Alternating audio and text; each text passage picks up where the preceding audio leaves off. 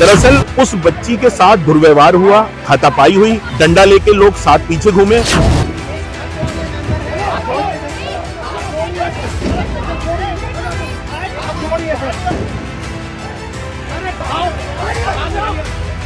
बच्चा पागल की परिस्थिति में आवारा कुत्तों के सामने जाने के लिए आगे प्रोत्साहित कर दो। सुरागीलाल न्यूज में आपका स्वागत है। मैं हूं आपके साथ दिलप्रीत सेठी। जैसा कि आपने प्रकाश सिटी की जो हमारी पहली वीडियो में देखा होगा कि वो जो वीडियो थी वो इसलिए प्रसारित की थी कि जो डॉग्स के प्रति जो एनिमल लवर्स और जो प्रकाश सिटी के जो रेसिडेंट्स हैं उनके आपस में मध्यस्थता के लिए एक मीटिंग हुई थी कि ताकि आपस में जो मतभेद है वो खत्म हो। अब ये जो दूसरी वीडियो है, दरअसल ये एक दूसरा पक्ष ये है कि उस 21 तारीख की घटना में दरअसल एक बच्ची है, माइनर बच्ची है, उसके माता पिता का कहना ये है कि उस 21 तारीख की घटना में जो आप वीडियो में भी देख रहे होंगे, जो बच्ची जो वो गाड़ी इलीगल तरीके से आई और वो डॉग्स को बांध के लेके गई।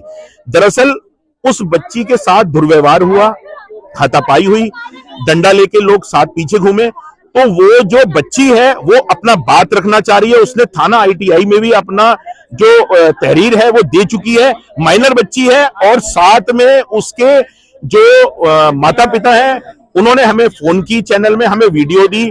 हम ये जो वीडियो आपके सामने रखना चाह रहे हैं और उनके जो माता पिता हैं और वो बच्ची जो है वो अपना बात रखना चाह रही है प्रकाश सिटी से। हम चाहेंगे कि आपस में ऐसी चीजें ना हो, तो जो भी सोसाइटीज हैं काशीपुर की वो भी इस चीज का ध्यान रखें कि आपस में इन चीजों को लेकर मतभेद ना हो, एग्रेसिव ना हो, बैठ के सॉल्यूशन निकालें, ना लॉस को ब्रेक ना करें और आप बीच का रास्ता निकालिए। कहीं ना कहीं समाधान यही है और समाधान निकाला जाएगा। कहीं ना कहीं आपस में इस तरीके की चीजें नहीं होनी चाहिए। हम बार बार गुजारिश करेंगे कि अन्य सोसाइटीज से भी कि डॉग लवर्स और डॉग हेटर्स नहीं होने चाहिए। डॉग लवर्स हैं वो अलग होने चाहिए और जो अन्य लोग हैं उन्हें भी ये बात समझनी पड़ेगी कि आपको दोनों की भावनाओं का सम्मान करना पड़ेगा। तो हम आपको मिलाते हैं माँ बाप से उस बच्ची की, और क्या कहती है वो बच्ची हम आपको वो भी सुनवाते हैं। जुड़े रहेगा सुरागीलाल के साथ। धन्यवाद। ये हमने जो तहरीर दी है वो प्रकाश सिटी में एक प्रकरण चल रहा था कि कुत्तों को सोसाइटी से बाहर निकाला जाए। अब उसमें कुछ लोग चाहते थे निकाला जाए, कुछ उन्हें प्यार भी करते हैं। तो अब जो प्यार करते हैं उन्होंने आपस में कुछ कंट्रीब्यूशन करके 9 से 10 कुत्तों को नसबंदी भी कराई कि चलो हम इनके वैक्सीनेशन कराते हैं, नसबंदी कराते हैं, आगे इनकी पैदावार ना बढ़े। उसके कुछ समय के उपरांत कोई प्राइवेट गाड़ी आती है सोसाइटी में, वो कुत्तों को बुरी तरीके से मारपीट करके, हाथ पैर बांध के, मुंह बांध करके कहीं अन्यत्र ले जाने का प्रयास करती है। गाड़ी सोसाइटी के बाहर पहुंचती है। मेरी बेटी में जो डॉग है उनको बचाने का प्रयास करती है, उनका मुंह खोलने का प्रयास करती है। तो एक शख्स जो कि विमल रस्तोगी प्रकाश सिटी के ही निवासी हैं, उनके द्वारा अमर्यादित भाषा और मारपीट का प्रयास किया जाता है, जिनके खिलाफ हमने NGO के माध्यम से तहरीर दी है ITI थाने में, और हम ये चाहेंगे कड़ी से कड़ी कार्रवाई हो। और उसके अलावा हमने उन डॉग को ढूंढने की बहुत कोशिश करी। ITI थानाध्यक्ष के माध्यम से जो है ड्राइवर को बुलाया गया, बहुत भरपूर प्रयास किए गए।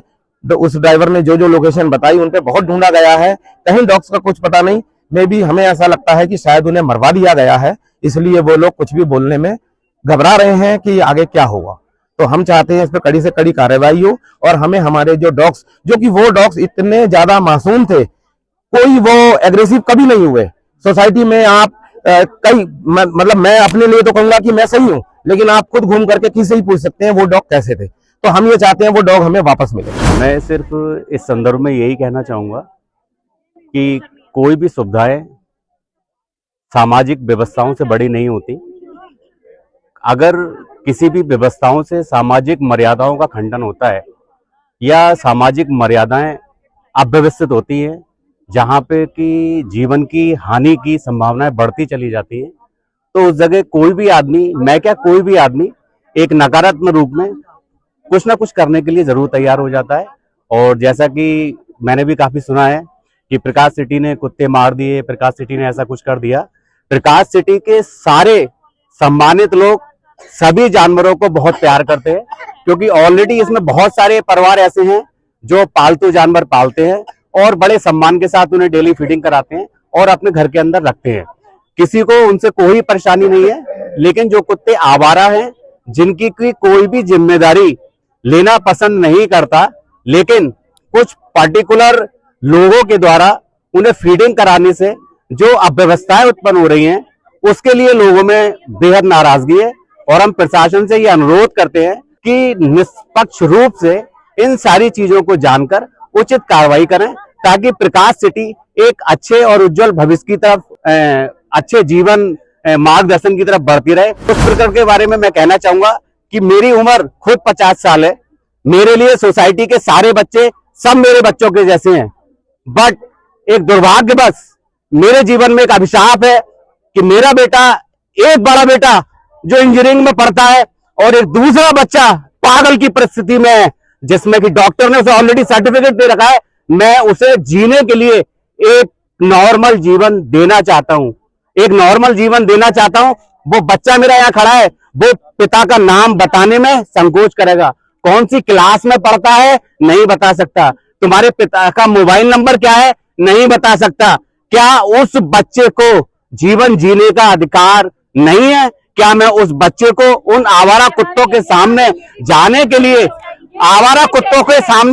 लिए, आगे प्रोत्साहित कर दूं? दूसरा, 28 साल के कैरियर में मेरा योगदान इस प्रकृति के लिए, स्वास्थ्य के लिए, सुरक्षा के लिए है। मेरा जीवन इसी में गुजर गया। मैं इसका प्रोफेशनल हूं।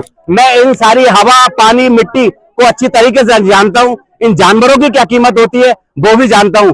और रही कि जैसा बताया गया कि कुत्तों को बेदर्दी से मारा गया, तो मैं उन वाइल्ड लाइफ वालों से भी पूछना चाहूंगा कि अगर वो किसी सांप को पकड़ते हैं तो क्या स्नैक कैचर का इस्तेमाल करते हैं या नहीं करते हैं? किसी मगरमच्छ को पकड़ते हैं तो उसके मुंह को बांधते हैं या नहीं बांधते हैं? अगर हम कुत्ते को बांध के इज्जत के साथ किसी ऐसी जगह छोड़ रहे हैं, होटल के किनारे, कि जहां वो अपना जीवन यापन कर ले, तो उसमें मुझे नहीं लगता कि प्रकाश सिटी के किसी भी लोगों को कोई परेशानी होनी चाहिए। मेरी हाथ जोड़ के प्रशासन से ये गुजारिश है कि कृपया जो अग्रेसिव कुत्ते हैं, जिनकी वजह से हमारा सारा जनजीवन अव्यवस्थित हो चुका है, कृपया प्रशासन हमारी मदद करे और सही रास्ते पे लेके आए। हमें किसी भी जानवर से कोई भी द्वेष नहीं है, कोई दुराचार नहीं है, हम किसी को नहीं मारना चाहते। जो भी सब उस दिन हुआ बहुत इलीगल तरीके से हुआ। हमें ये चीज बहुत गलत लगी कि इलीगल तरीके से ऐसे डॉग्स के मुंह बांध के, हाथ पैर बांध के, उनको जकड़ के इस तरीके से लेके वो जा रहे थे। तो उसमें मेरी दोस्त ने इस चीज को सिर्फ वीडियो बनाई, उसने रोका भी नहीं किसी को, उसने सिर्फ वीडियो बनाई अपने घर, मेरे घर के के आगे खड़े होके। उस पे ही जो भी वहां पे सारी औरतें खड़ी थी 50-60, वो सारी उस पे चढ़ गई। ये कोई तरीका नहीं होता है। वो सिर्फ वीडियो बना रही थी। उसका हाथ भी आ गया मेरे गेट के अंदर। उसके हाथ में 3 दिन पट्टी बंधी रही। उसका अगले दिन प्री बोर्ड था, वो प्री बोर्ड नहीं देने जा पाई। उसको फीवर इतना हो गया, मतलब इतना एग्रेशन ये कहाँ से आ रहा है? तरीका था, तरीके से लेके जाते डॉग्स को, अगर लेके जाना था, अगर अनसेफ थे उनके बच्चे। हम इतना 2 साल से लगे पड़े हैं, हम सर्जरियां करवा रहे हैं डॉग्स की, अपने एक्सपेंस पे 3-3 हजार रुपए देके हर डॉग की सर्जरी करवा रहे हैं। वो लोग क्या कर रहे हैं? उन्होंने क्या करा? बस ये करा उन्होंने कि डॉग्स को गलत तरीके से बंद किया और उनको निकलवा दिया। कहाँ छोड़ा, किसके पास है डॉग्स, कुछ नहीं पता, वो कुछ नहीं बता रहे हैं। तो ये कैसे चीज सही है? उसके बाद ये लड़की डॉग्स के मुंह खोलने के लिए उस पे चढ़ी टेम्पो पे, तो इसको एक विमल रस्तोगी नाम के अंकल हैं, उन्होंने इसके ऊपर डंडा चलाया। वो कैसे सही था? इतना एग्रेशन उनमें कहाँ से आ रहा है कि एक लड़की पे वो डंडा चला रहे हैं? डंडा ये हाथ से इसने रोक लिया तो डंडा वो इसको मार नहीं पाए, लेकिन डंडा उन्होंने पूरा उठाया था। ये पूरी वीडियो में दिख रहा है कि उन्होंने डंडा उठाया है और मारने के लिए उठाया है। इतना एग्रेशन कहाँ से आ रहा है?